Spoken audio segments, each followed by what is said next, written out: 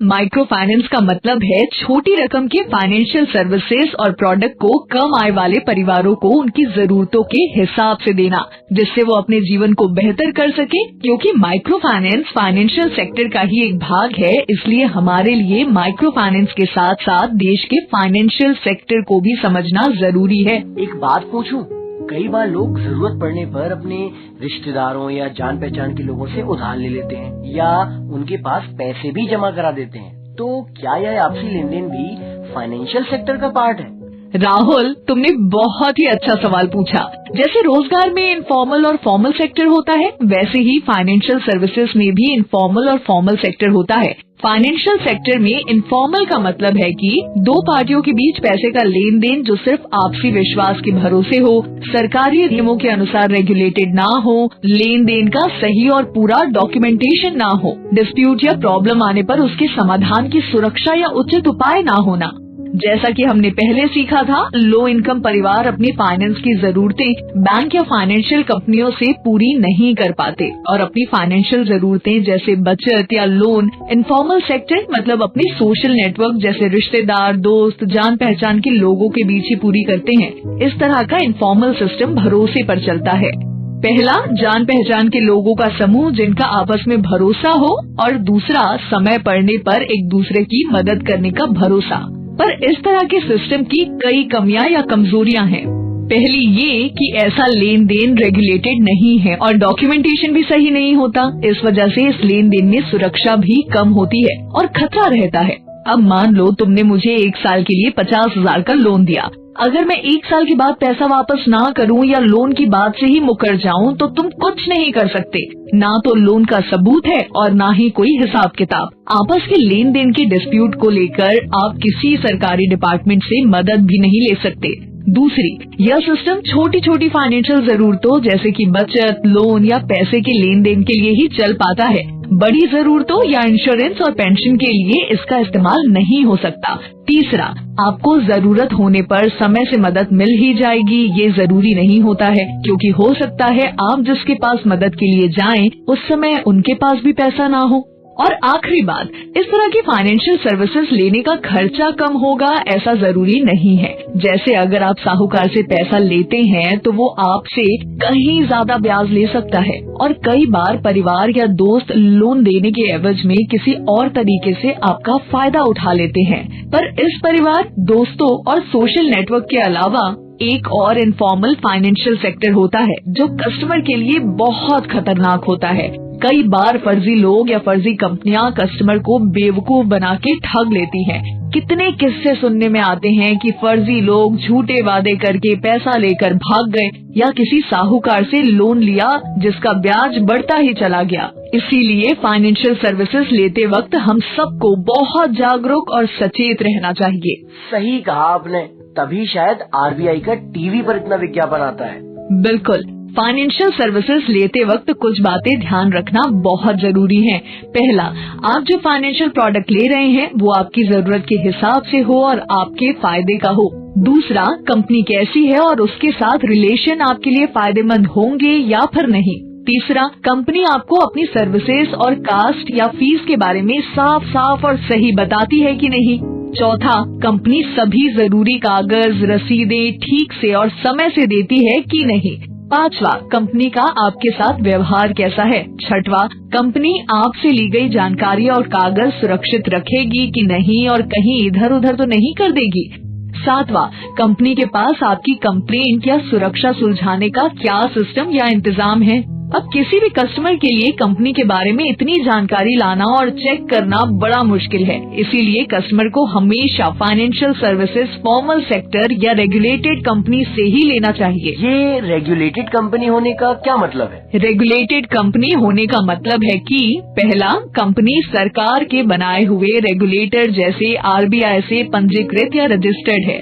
देश में financial services सही और सुरक्षित तरह से चले, इसके लिए सरकार ने कई अलग अलग रेगुलेटर बनाए हैं जो अपने अंदर आने वाले कंपनी के विकास, नियम और निगरानी के लिए काम करते हैं। दूसरा, रेगुलेटर ने कंपनी को रजिस्टर करने से पहले उसकी पूरी जांच की है कि वो फाइनेंशियल सर्विस देने के लायक है कि नहीं।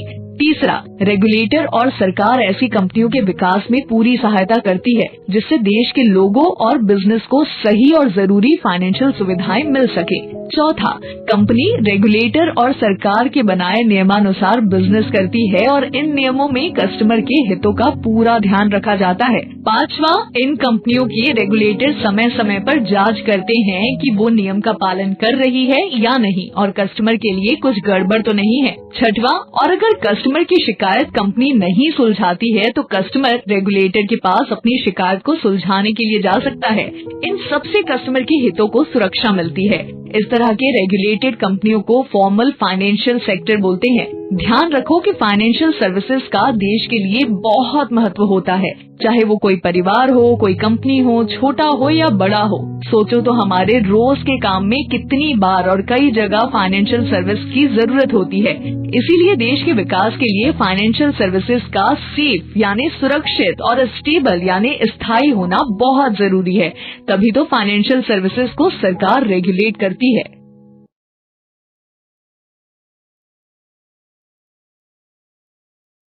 तो चलो अब हम अपने देश के फाइनेंशियल सेक्टर को समझते हैं।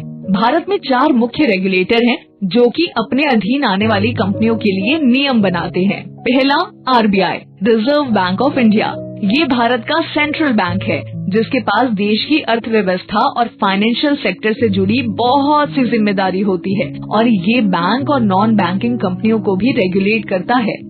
IRDAI, insurance regulatory and development authority of India, जो इंश्योरेंस कंपनियों, लाइफ इंश्योरेंस और जनरल इंश्योरेंस दोनों को रेगुलेट करता है। PFRDA, pension fund and regulatory and development authority, pension funds की रेगुलेशन और निगरानी करता है। SEBI, security and exchange board of India, SEBI का काम सिक्योरिटीज मार्केट या कैपिटल मार्केट या समझ लो शेयर मार्केट से जुड़ी कंपनियों को रेगुलेट करना है। क्योंकि क्रेडिट मार्केट और माइक्रो क्रेडिट आरबीआई के अंदर आता है तो आरबीआई के अंदर आने वाली कंपनियों को थोड़ा और समझते हैं। बैंक, बैंक एक कैटेगरी है। पहला, यूनिवर्सल बैंक, ऐसे बैंक जिनको डिपॉजिट, लोन और बैंकिंग सर्विसेज देने की पूरी अनुमति होती है उन्हें यूनिवर्सल बैंक कहते हैं। ये 2 तरह के होते हैं। पहला, पब्लिक सेक्टर बैंक, ऐसे बैंक जिनमें मालिकाना हक सरकार का होता है जैसे स्टेट बैंक ऑफ इंडिया और पंजाब नेशनल बैंक। दूसरा, प्राइवेट सेक्टर बैंक, ऐसे बैंक जिनमें मालिकाना हक प्राइवेट सेक्टर का होता है जैसे HDFC, ICICI, एक्सिस, इंडसइंड और बंधन। दूसरा, small finance bank, small finance bank का मेन ऑब्जेक्टिव छोटे और लघु उद्यमों यानी SME और MSME को छोटे छोटे लोन उपलब्ध कराना है ताकि इस सेक्टर में ग्रोथ हो सके। SFB भी यूनिवर्सल बैंक की तरह डिपॉजिट और बैंकिंग सर्विसेज देते हैं पर उनके 75% लोन 25 लाख रुपए से कम के होते हैं। SFB की शुरुआत 2016 से हुई और इस समय 10 से ज्यादा SFB हैं, जिनमें से 8 तो NBFC MFI से कन्वर्ट होकर बने हैं। इसलिए SFBs का माइक्रो क्रेडिट में काफी महत्वपूर्ण रोल है। तीसरा, पेमेंट बैंक, पेमेंट्स बैंक का काम डिजिटल पेमेंट्स फैसिलिटीज को भारत के गांव-गांव तक पहुंचाना है जिससे बैंक अकाउंट्स घर घर तक पहुंच जाए, जिससे सभी लोगों को पैसे के लेन देन में आसानी हो और सरकारी सुविधाएं भी सीधे लोगों के बैंक अकाउंट्स में दी जा सके। पेमेंट्स बैंक भी 2016 से शुरू हुए हैं और अभी 6 पेमेंट्स बैंक एक्टिव हैं। ये एक कस्टमर से 1 लाख से ज्यादा का डिपॉजिट नहीं ले सकते और इन्हें लोन देने की अनुमति नहीं है। चौथा, cooperative bank, regional rural bank या लोकल एरिया बैंक। इन बैंक के अलावा भी कोऑपरेटिव, रीजनल, रूरल और लोकल एरिया बैंक होते हैं जो कि एक सीमित क्षेत्र में बैंकिंग सर्विसेज देते हैं। अभी भारत में 43 regional rural bank, 1540 cooperative banks और 3 लोकल एरिया बैंक्स हैं। ये बात जानना जरूरी है कि सभी बैंक अलग अलग एरिया, प्रोडक्ट और मार्केट सेगमेंट में काम करते हैं और आरबीआई के नियम के अनुसार इन सभी बैंक को लो इनकम वर्ग जैसे किसान, छोटे बिजनेसमैन, पिछड़े इलाकों में रहने वाले लोगों को लोन देना जरूरी होता है। इसलिए सभी बैंक अपनी अपनी तरह से अलग अलग प्रोडक्ट्स, लोन लो आय वर्ग को देते हैं। B, non bank financial company. RBI के अधीन एक दूसरी कैटेगरी आती है जिसे नॉन बैंक फाइनेंशियल कंपनी या एनबीएफसी कहते हैं। ज्यादातर एनबीएफसी को डिपॉजिट लेने की अनुमति नहीं होती है और इनकी किसी विशेष प्रोडक्ट या बिजनेस में स्पेशलाइज करती है। अभी 10 तरह की एनबीएफसी की कैटेगरी है, जैसे housing loan, gold loan, asset reconstruction company वगैरह। माइक्रो फाइनेंस एनबीएफसी भी एक कैटेगरी की एनबीएफसी है जो 2011 में शुरू हुई और जिनका मुख्य काम माइक्रो क्रेडिट लोन देना होता है। अरे वाह, आज तो हमने पूरे देश के फाइनेंशियल सेक्टर को ही समझ लिया। बिल्कुल, आप जिस इंडस्ट्री में काम करते हो आपको उसकी पूरी समझ होनी चाहिए। अब हम माइक्रो फाइनेंस यानी माइक्रो क्रेडिट को हमारे देश के संदर्भ में ठीक से समझेंगे। ध्यान रहे कि भारत में माइक्रो फाइनेंस सर्विसेज में लोन या क्रेडिट ही सबसे ज्यादा पॉपुलर और बड़ा प्रोडक्ट है, इसलिए अब हमारी आगे की ट्रेनिंग माइक्रो क्रेडिट पर फोकस करेगी।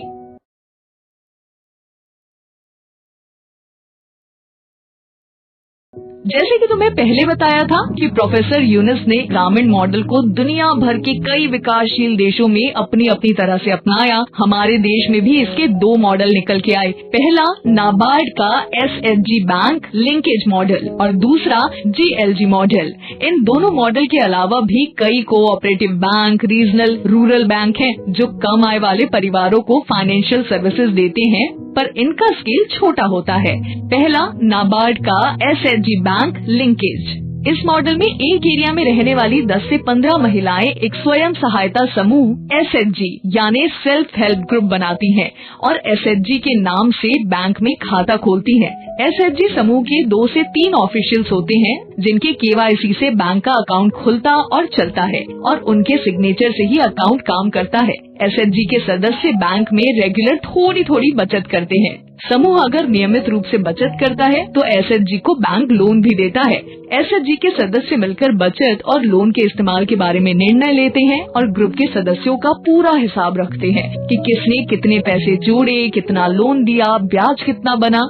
सदस्य एसएचजी से लोन लेते हैं और बैंक से लिए गए लोन की जिम्मेदारी पूरे एसएचजी की होती है। बैंक तो एसएचजी का पैसा जमा करता है और लोन देता है। बैंक को ये नहीं पता होता कि एसएचजी के अंदर लोन किसने लिया, किसने कितना पैसा जमा किया, एसएचजी ने लोन किस दर पर दिया, किसने लोन नहीं चुकाया। ये सारा हिसाब एसएचजी के सदस्य खुद मेंटेन करते हैं। एसएचजी बनाने में, उनको बैंक से जोड़ने में, लोन लेने में, ग्रुप के सदस्यों के बीच का हिसाब रखने, मीटिंग करने में और फाइनेंशियल ट्रेनिंग में कई बार कोई एनजीओ या एसएचजी प्रमोटिंग एजेंसी मदद करती है। ये मॉडल काफी सफल है। नाबार्ड की रिपोर्ट के अनुसार 2020 में 55 लाख एसएचजीज ने करीब 1 लाख करोड़ रुपए का लोन ले रखा है। फाइनेंशियल सर्विसेज के अलावा कई बार एसएचजी मिलकर रोजगार भी करते हैं, मार्केटिंग करते हैं, अपने एरिया के विकास के लिए काम भी करते हैं। इससे महिलाओं और उनके परिवारों का तो भला होता ही है, उनके समुदाय और एरिया का भी विकास होता है। दूसरा जीएलजी मॉडल। दूसरा माइक्रो क्रेडिट का मॉडल है जीएलजी या जॉइंट लायबिलिटी ग्रुप। इस मॉडल में एक एरिया में रहने वाली 5 से 10 महिलाएं लोन के लिए एक ग्रुप बनाती हैं। इस मॉडल में ग्रुप के सदस्य लोन लेते हैं और हर सदस्य लोन शेड्यूल का भुगतान अपने खुद के शेड्यूल के हिसाब से ही करती है। जीएलजी लोन के शेड्यूल के हिसाब से हफ्ते, 15 दिन या महीने में एक बार मीटिंग करता है, जिसमें लोन कंपनी का ऑफिसर जाकर सदस्यों से किश्त लेता है। पर किसी सदस्य को अगर किश्त देने में दिक्कत हो तो ग्रुप के लोग मिलकर उसकी किश्त और लोन भरते हैं। एसएचजी में बैंक ग्रुप पेमेंट पर लोन देता है और रीपेमेंट लेता है। जीएलजी में लोन कंपनी सदस्य के लेवल पर लोन देती है और रीपेमेंट लेती है, पर सदस्य की किश्त न देने की स्थिति में ग्रुप के सदस्य मिल के रीपेमेंट करते हैं। जीएलजी में लोन अकाउंट का हिसाब, लोन की रकम, बकाया रकम, ब्याज दर, किश्त की रकम, देर से पेमेंट की जानकारी वगैरह होती है और सदस्य और ग्रुप दोनों लेवल पर लोन कंपनी के पास पूरा हिसाब होता है। अक्सर कई जीएलजीज को मिलाकर एक सेंटर बनाया जाता है जिससे कई ग्रुप को एक साथ सर्व किया जा सके। भारत में जीएलजी मॉडल की शुरुआत 1995 से 2005 के बीच छोटे स्केल पर सबसे पहले एनजीओ एमएफआईएस से हुई थी, जो माइक्रो क्रेडिट के साथ और सुविधाएं भी देते थे। इस समय की कोशिशों से माइक्रो क्रेडिट का मॉडल धीरे धीरे और बेहतर और बड़ा हुआ। बहुत सारे प्रयोग हुए, कस्टमर्स और लोन कंपनियों में भी इसके बारे में जानकारी और विश्वास बढ़ा। फिर इसी विश्वास और आशा से कि माइक्रो क्रेडिट देश के सभी लो इनकम वर्गों तक पहुंचाया जा सके, 2005 से 2010 के बीच बहुत सारी एनजीओज, MFIs, NBFC में कन्वर्ट हो गई, जिससे जरूरी प्रोफेशनल और कमर्शियल तरीके से सही स्पेशलाइजेशन, रिसोर्सेस और फंडिंग के साथ माइक्रो क्रेडिट को बढ़ाया जा सके। पर इस समय में माइक्रो क्रेडिट के ऊपर कोई रेगुलेशन नहीं थी और माइक्रो क्रेडिट का 1/3 से ज्यादा बिजनेस आंध्र प्रदेश में था। इस ग्रोथ और बढ़ते स्केल के समय में कुछ ऐसे भी उदाहरण आए कि कस्टमर ने अपनी जरूरत से कहीं ज्यादा लोन ले लिया, जिनको भरना उनके लिए बहुत मुश्किल हो गया था और माइक्रो क्रेडिट से भला होने की जगह उन कस्टमरों को नुकसान ज्यादा हुआ। इन घटनाओं से समझा गया कि अगर माइक्रो क्रेडिट समझबूझ के ना दिया जाए तो कस्टमर और लोन कंपनी दोनों के लिए मुश्किल खड़ी हो सकती है। RBI ने इन्हीं सब बातों जैसे माइक्रो क्रेडिट के तेजी से बढ़ते स्केल, कम आय वर्ग में माइक्रो क्रेडिट की जरूरतों और महत्वपूर्णता, कस्टमर के हित को सुरक्षित करने की जरूरतों को समझते हुए 2011 में एक नई NBFC MFI कैटेगरी बनाई, जिसमें माइक्रो क्रेडिट के लेन देन के सभी नियमों को विस्तार से बताया गया। इन नियमों में कस्टमर के हित की भी सभी बातों का विशेष ध्यान रखा गया। RBI के ये नियम बनाने से माइक्रो क्रेडिट सेक्टर को सरकार की मान्यता मिली और उससे जुड़ी लोन कंपनियां, इन्वेस्टर, कस्टमर का विश्वास और भी बढ़ा और माइक्रो क्रेडिट का उस समय से अब तक काफी विकास हुआ। इन्हीं सब सफलताओं के चलते 2015 से 2020 के बीच कई NBFC, MFIs बैंक और SFB बन गए और बहुत सारे बैंक और NBFC भी माइक्रो क्रेडिट लोन देने लगे। तो इस तरह से पिछले 10 वर्षों में माइक्रो क्रेडिट एक बहुत बड़ी इंडस्ट्री के रूप में तेजी से आगे आई और 2020 में बैंक, SFBs, NBFC, MFIs और NBFCs को जोड़कर 150 से भी ज्यादा रेगुलेटेड कंपनी माइक्रो क्रेडिट का लोन दे रही है। माइक्रो क्रेडिट के माध्यम से करीब 6 करोड़ कस्टमरों को 2.5 लाख करोड़ रुपए से ज्यादा का लोन मिला है। माइक्रो क्रेडिट बिजनेस में 3 लाख से ज्यादा लोग काम कर रहे हैं। माइक्रो क्रेडिट का बिजनेस देश के लगभग सभी राज्यों में 600 से ज्यादा डिस्ट्रिक्ट में फैला हुआ है। ग्रामीण और शहरी दोनों ही एरिया में माइक्रो क्रेडिट का बिजनेस सफलतापूर्वक काम कर रहा है। और राहुल, अभी भी ये इंडस्ट्री बिजनेस पोटेंशियल का सिर्फ 30% बिजनेस ही कर पा रही है, मतलब कम आय वर्ग के 30% लोगों तक पहुंच पाई है। इस हिसाब से देखें तो माइक्रो क्रेडिट सेक्टर में बहुत काम बाकी है और ग्रोथ के आगे बहुत संभावनाएं हैं। नए कस्टमर को सर्व करने के साथ साथ एग्जिस्टिंग कस्टमर्स की भी नई और अलग तरह की जरूरतें आती रहती हैं, जिनको पूरा करना है। जैसे जैसे कस्टमर आगे बढ़ेगा, इंडस्ट्री का बिजनेस बढ़ेगा, हमारे जैसे युवाओं के लिए कैरियर ग्रोथ के भी बहुत सारे अवसर मिलेंगे। इन सफलताओं की वजह से सरकार भी माइक्रो क्रेडिट को विशेष प्रोत्साहन दे रही है। अच्छा, मैं एक बार सोच रहा था कि क्या अकेले मतलब बिना ग्रुप के माइक्रो क्रेडिट लोन नहीं दे सकते? ग्रुप में लोन देना जरूरी है क्या? हाँ, अकेले भी लोन दिया जाता है और अगर किसी कस्टमर ने कुछ साल ग्रुप में अच्छे से लोन चुकाया है और उन्हें अब बड़े लोन की जरूरत है तो व्यक्तिगत या इंडिविजुअल लोन भी दिया जाता है। पर ग्रुप लोन के मुकाबले इसका स्केल बहुत कम है और हमारे देश में 98% माइक्रो क्रेडिट लोन ग्रुप में ही दिए जाते हैं।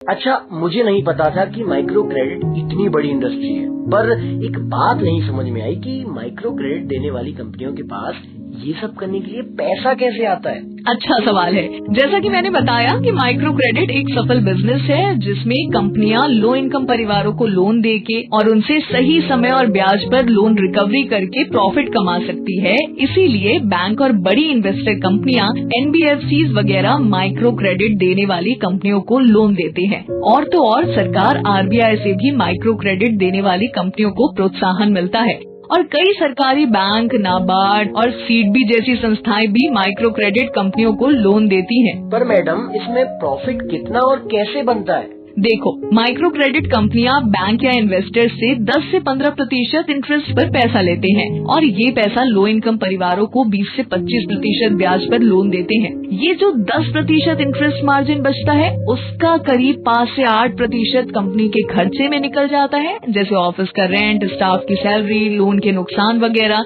इस खर्चे के बाद करीब 2 से 3% की बचत होती है जो कि कंपनी का प्रॉफिट होता है।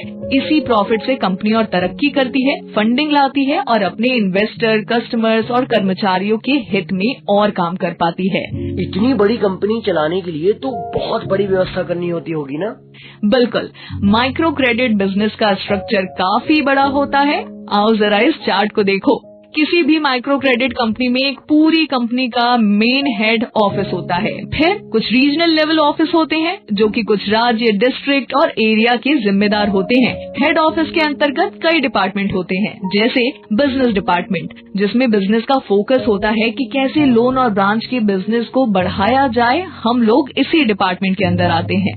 ऑपरेशन डिपार्टमेंट इस पर ध्यान देता है कि कंपनी में काम सही समय पर और नियम के तहत हो। फाइनेंस डिपार्टमेंट का काम कंपनी के लिए फंड्स के अरेंजमेंट और मैनेजमेंट से जुड़ा होता है। ह्यूमन रिसोर्सेज डिपार्टमेंट का काम एम्प्लॉय को रिक्रूटमेंट और उनकी ट्रेनिंग और उनकी जरूरतों को पूरा करना होता है। ऑडिट या रिस्क डिपार्टमेंट देखता है कि कंपनी के सभी डिपार्टमेंट कंपनी के नियमों के हिसाब से काम कर रहे हैं या फिर नहीं। रिस्क डिपार्टमेंट नजर रखता है कि रिस्क क्या है और उनसे कैसे निपटा जाए। फाइनेंस का बिजनेस रिस्की बिजनेस है और रिस्क डिपार्टमेंट पुराने डेटा और अनुभव के आधार पर रिस्क को कम करने के लिए स्ट्रेटेजी तैयार करता रहता है। कंप्लायंस टीम इस बात पर ध्यान देती है कि सभी सरकारी नियमों और रेगुलेशन का पालन हो। टेक्नोलॉजी डिपार्टमेंट का काम है कि कंपनी के सभी कंप्यूटर सिस्टम, सॉफ्टवेयर वगैरह हमारी जरूरतों के हिसाब से हो, जिससे हम अपना काम नियम के हिसाब से सही और आसानी से कर सके।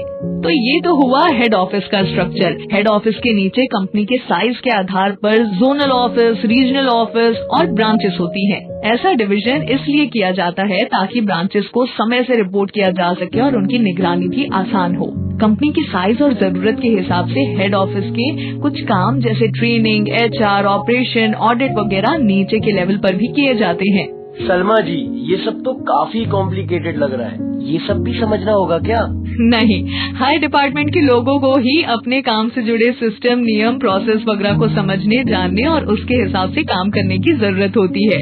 पर कंपनी के सभी डिपार्टमेंट के बारे में मोटा मोटा जानना इसलिए जरूरी है ताकि हमें कंपनी की ओवरऑल जानकारी हो, दूसरे डिपार्टमेंट की कंपनी और अपने काम में क्या वैल्यू है उसे समझ पाएं। कभी जरूरत हो तो हमें पता हो कि किस काम के लिए किससे बात करनी है और आगे चलकर अपनी रुचि और योग्यता के हिसाब से हम कंपनी के किसी और डिपार्टमेंट में योगदान दे सकते हैं और काम भी कर सकते हैं। तो बस अब हमें अपने काम से जुड़े प्रोसेस और पहलुओं को विस्तार और गहराई से समझना है। आगे आने वाले मॉड्यूल्स में हम इन्हीं को सीखेंगे और डिस्कस करेंगे।